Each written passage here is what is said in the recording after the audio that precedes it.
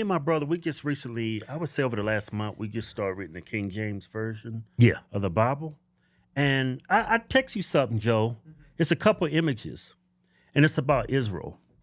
And I always thought it was kind of, I don't know if sacrilegious is the word for it, for like a government to name an area that Israel, because that's something God named in the Bible to a family, Jacob's family and his descendants. Would you say that's sacrilegious, or am I saying this all wrong? For a government to give a land. So like the modern nation state of Israel Right, yeah, compared to like what's going on in the Old Testament and all that. Yeah, I think that it's like the modern nation state was set up to be essentially an atheistic, quasi-socialist, almost kind of a New World Order project. It was established under the British Empire and the British Empire's mandate. Right.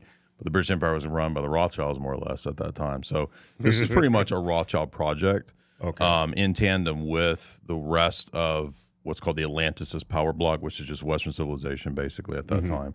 So I think they wanted a geostrategic location to be in the Middle East, to be kind of a landing base for the West. And eventually I think what happened is that it became very much a power bloc of its own. You know, we had a lot of subversion of our government through operatives. So, you know, a big part of the Epstein-Maxwell stuff was that kind of compromise. So I don't think that the modern nation state of Israel is necessarily identical to what the Old Testament theological significance of Israel is. I think it's the same loose people group. There are still Jews. Like there's some people that think that there's no more Jews in regard to the Old Testament Jews. I do think they're the same people group. When you read the church fathers, you know, they still continue after you know, Rabbinic Judaism comes about in the 4th and 5th century. They still speak of Jews as Jews. But the idea that the secular atheist nation state is the fulfillment of some promise is an evangelical mistake.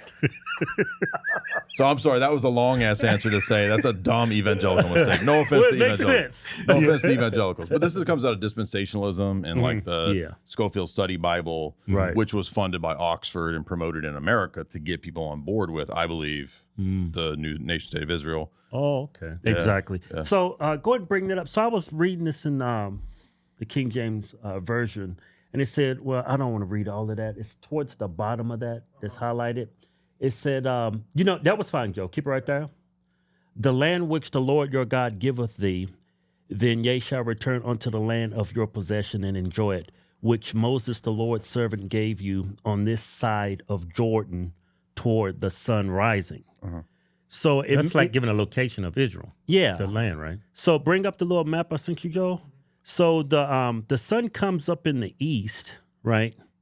So based on that, there's Jordan. There's Jordan. Now, Israel's in the west. So I would think if what was mentioned in the King James Version of the Bible, the area that God promised his chosen people, looked like it would probably be in Iraq or Saudi Arabia, or am I reading this and seeing this wrong? Well, by the time of when David takes Zion, right, eventually when you get to the books of the Kings, you'll notice that David eventually takes Israel, or excuse me, takes Jerusalem, right? So Jerusalem, and this is something you might have not noticed when you're reading Genesis, it mentions the story of Melchizedek, right? Melchizedek was a Gentile priest in the land of Salem, right? Okay. This is way back in Abraham's day, right? So this is before they try to conquer the land. And if you fast forward to the time when David's beginning to conquer the city, the main city of Jerusalem, right, to take it back, people think that this is some sort of like land theft, but it was originally a Gentile righteous people group that worshiped the true God, that the Canaanites and the Amalekites and these other nations came in and took. So God is telling David and Joshua and these people to take that land back, right? But was originally a righteous Gentile nation because Melchizedek was a Gentile. Paul will describe this in Hebrews 7.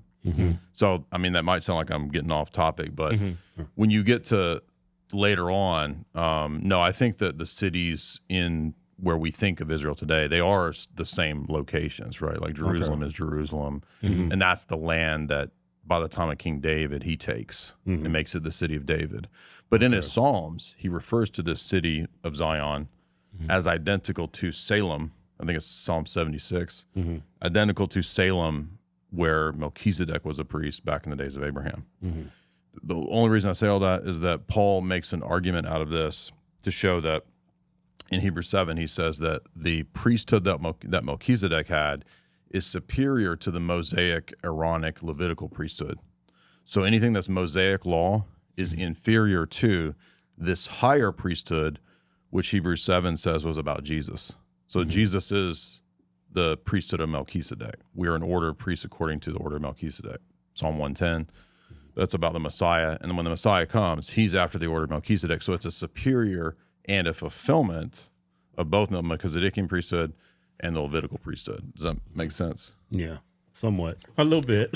Well, I'm just trying to give you the history to show that, it is the city of Jerusalem. It is that area that eventually they take. And you'll notice, too, if you're reading Joshua, there's a text in Joshua, I forget which chapter it is, but it specifically says that they eventually have taken the land.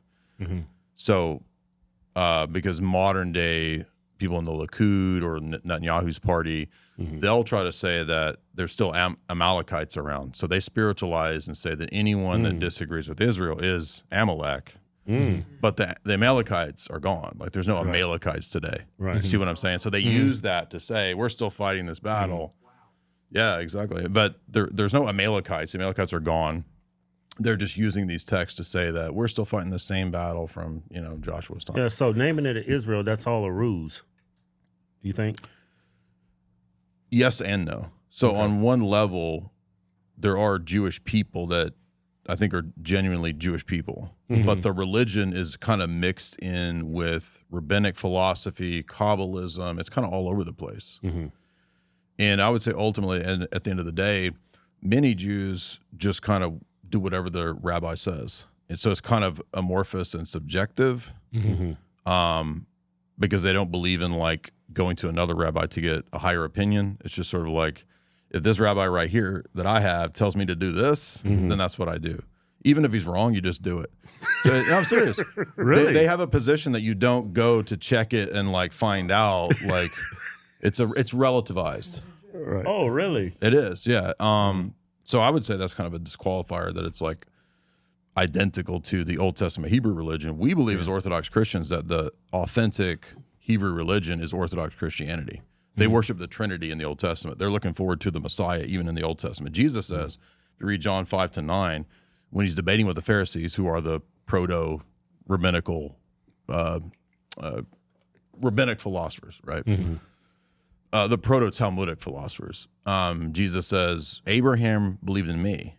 Abraham rejoiced to see my day. So Abraham had faith in Jesus, the Messiah. That's his argument, right?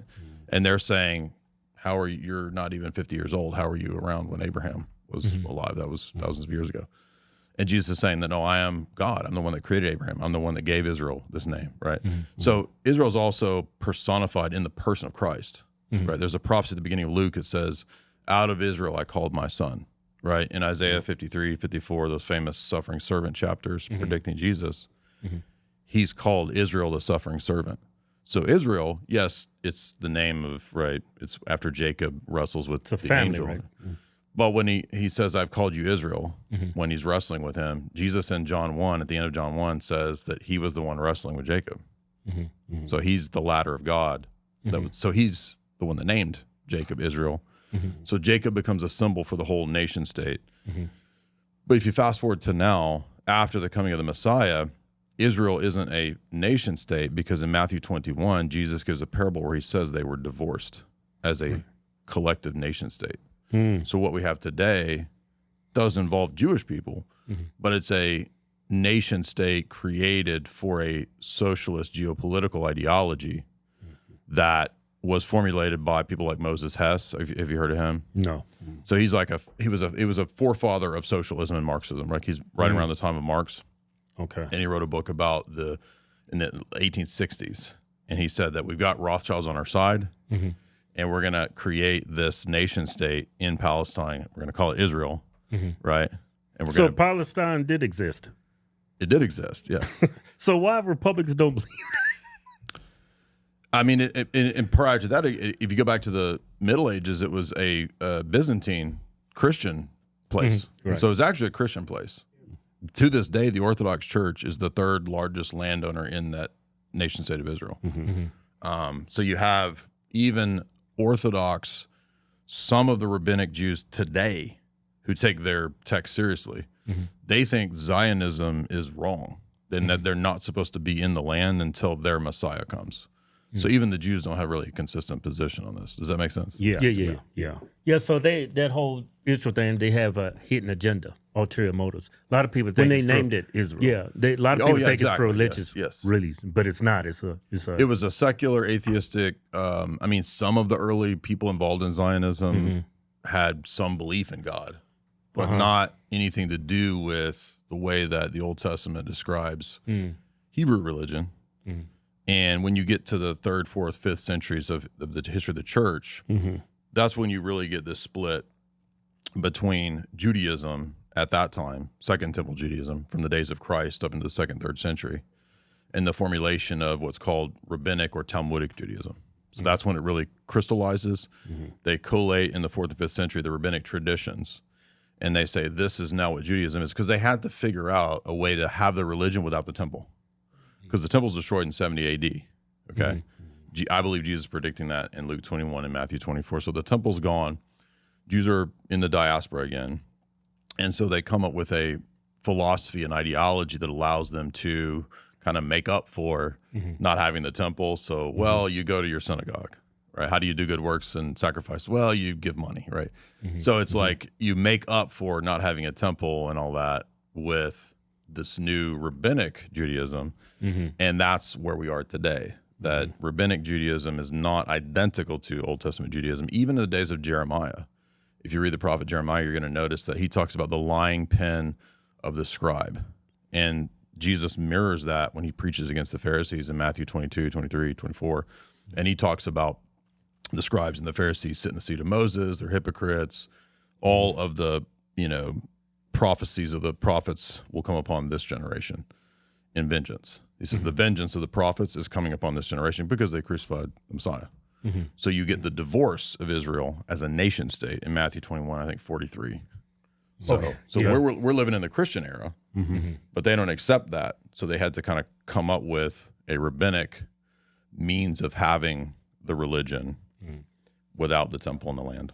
Now, a lot of people labeled Israel. I don't, people label me as anti-Semitic. I was like, man, I love Jews. I love everybody. But a lot of people label the current state of Israel as the synagogue of Satan. Is there any truth to that? I think in the New Testament, when Paul is talking about, because Jesus says that in early on in Revelation, right? It's Revelation 2 and 3 where Jesus is rebuking the churches, and he says, "I will make those who claim to be Jews that are not Jews bow down before you." Talking about in the resurrection. And then Paul says in Thessalonians that the Jews are contrary to all people because they had rejected the Messiah. So I believe that rabbinic Judaism is against Christianity, yes. And it is a synagogue of Satan in that its philosophy and its theology are essentially collated against Jesus being the Messiah. Like, it's not a genetic thing, right? Sin isn't genetic. Sin is a choice that we make, and everybody sins. Right. Yeah. I'm like, is it anywhere in the Bible where God's chosen people, family of Israel, do they got immunity from the 10 Commandments? No. Of course not. That's why rabbinic philosophy comes about, is to come up with excuses and casuistry. I mean, you've probably seen like the way that Hasidic communities come up with creative, shall we say, ways to get around the Sabbath. Do you know what I'm talking about? Go into it. Okay, so like if you can look it up, this is not me making it up. There's a couple examples. Is like, because you can't do any work on the Sabbath, right? Right. Sunday you can't work. Yeah. You'll be stoned to death. I just read that. Yeah. So the way that they get around that is you can't flip a light switch, right? Right. So you move a switch that doesn't cause the electrical current to actually be cut off. You just remove a switch and then randomly you let the current be turned off. And so you're not working. Okay, another example is That's crazy. You can't walk outside on the Sabbath, okay? In rabbinic Judaism, in strict Hasidic rabbinic Judaism. Well, what if we took a string and we looped it all around this parking lot to make it an enclosure? Right. And then we're not outside anymore because it's enclosed. And I'm serious. It sounds like a joke, but It's kind of like the COVID thing. They put up the tents, go outside. You're it's still the inside. COVID mentality. Yeah, mentality, exactly. Yeah. So that's what Jesus was rebuking, and that's what the religion became. Yeah. A means of getting around the actual spirit of the laws versus the letter of the law. And that's what Paul will talk about when you get to Galatians, particularly Galatians 3 and 4. Paul will make the very point you just made. I kind of want to go back to Palestine. So before Israel was established, Palestine was there. And who lived there? It was everybody, Christians Muslims Muslims, live there, yeah. So Jews, right.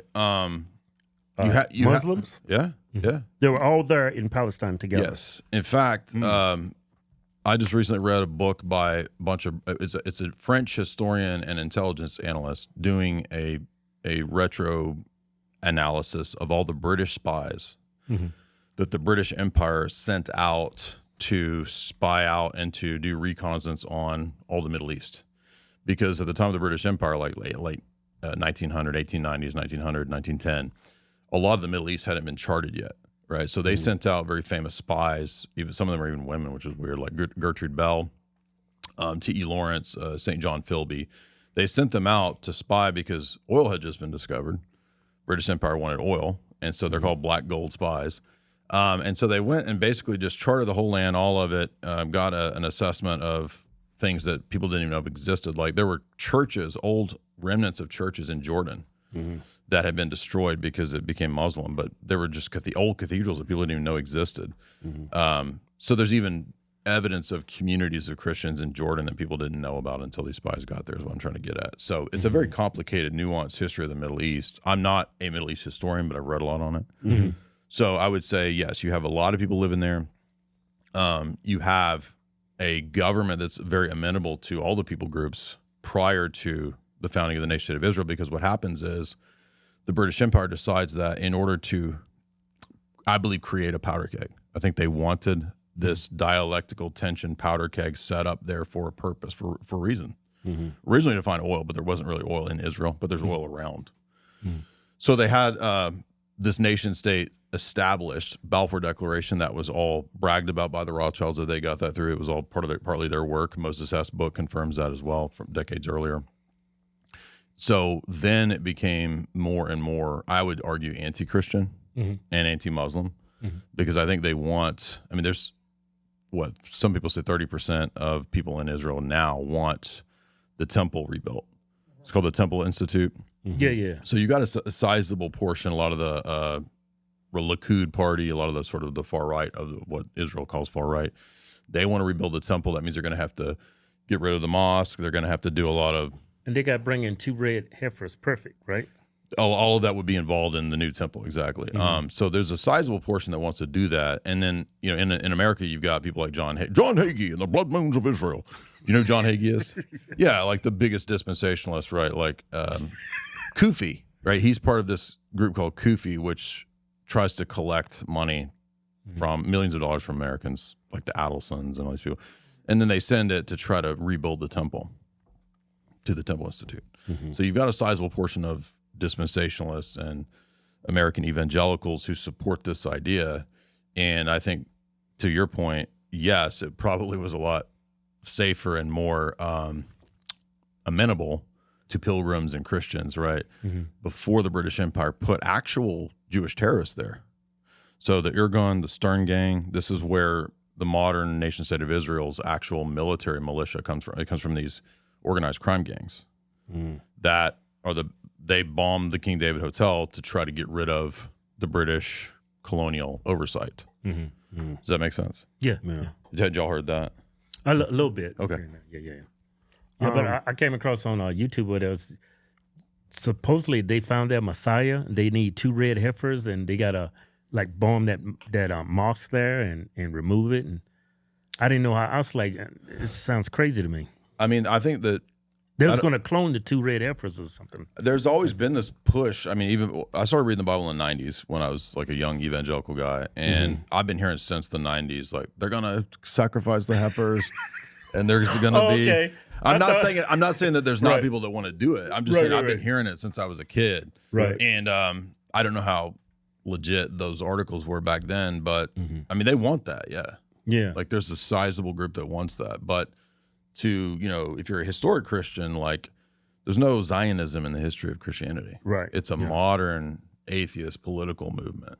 There's nothing really to do with what's in the Bible. But to your point, they use the terms of the Bible to kind of make it seem like to dupe people. To dupe American evangelicals. And that's John Hagee's job, is to get people on board with it. I think Fox News is complicit. Well, I mean, I just don't understand. Like, I brought Victor Ostrovsky's book with me, which I've been reading. Have you heard of him? He's like the famous Mossad guy that first came out with a book talking about what they're up to. No. Came out in 80s, like the early 80s, mid to early 85 or so. And they interviewed him on C-SPAN, I think around the time, like around 1990, because he put out a second book called Strategy by Deception. And he says in the clip, like, we just use it as a trick, and everyone knows it, to call people anti-Semites. He says anytime somebody starts telling the truth, he says this. He's a proud Jew. Like, he says, we just use the label to discredit them. Right. So it's a known trick. Eat it up every time, right? I mean, he wrote By Way of Deception, which talks about a lot of this stuff. And he was with Mossad. Former Mossad who quit because he said he just couldn't go along with it anymore. He's tired of it. Isn't their slogan, victory through deception? Warfare by deception, right? But he wrote this in 1990, I should say. And then in his second book, he admits that Israel, for strategic purposes, helped fund, arm, and create Hamas. Yeah. Netanyahu admits it too. Yeah. Multiple times. And so I was supposed to debate a guy on this, and he backed out of it. But, like, I mean, it's He like... backed out, huh? Yeah, it's on record, right? Would you ever debate Ben Shapiro? Or Yeah, I asked him to debate multiple times. I think he just wants to talk fast and ignore the debate. Facts and logic. Babylonian Talmud, facts and logic. I mean, that's how it would go down, right? Yeah. Like, wait a minute. And he would just like... It's like the same as that chick I was debating on whatever, like 2 nights ago. yeah. He's a very intelligent man. He knows all these He things. is intelligent, yeah. He It'd knows be a all good these debate, things. yeah. I don't think he would do it, though. I mean, he tried to debate, or Candace tried to debate him, and he backed out of that. Yeah. If he's not going to debate a black woman, he definitely ain't debating a white man. What if I identify as a black man? There it is. Look. Netanyahu propped up Hamas. Now it's blowing up in our face. Now, in his second book, Ostrovsky's second book, he says that the reason they did that was because a strategy of destabilization through an Islamic radical group was more effective than Arafat and the PLO, because that was a stabilizing force, and they'd rather have something not stable than something stable in terms of their enemies. Right. I've heard stories that Netanyahu and Israel was behind 9/11 to create the animosity between evangelicals here in America and Muslims. There's definitely a key role, I think, that what's called far right party played. I guess the Likud and those people, because most of the people that wrote the PNAC document that talks about America needing a Pearl Harbor style event prior to the 9/11 event happening. Okay. Many of them were neocons. Many of them were like big Israeli operative type people.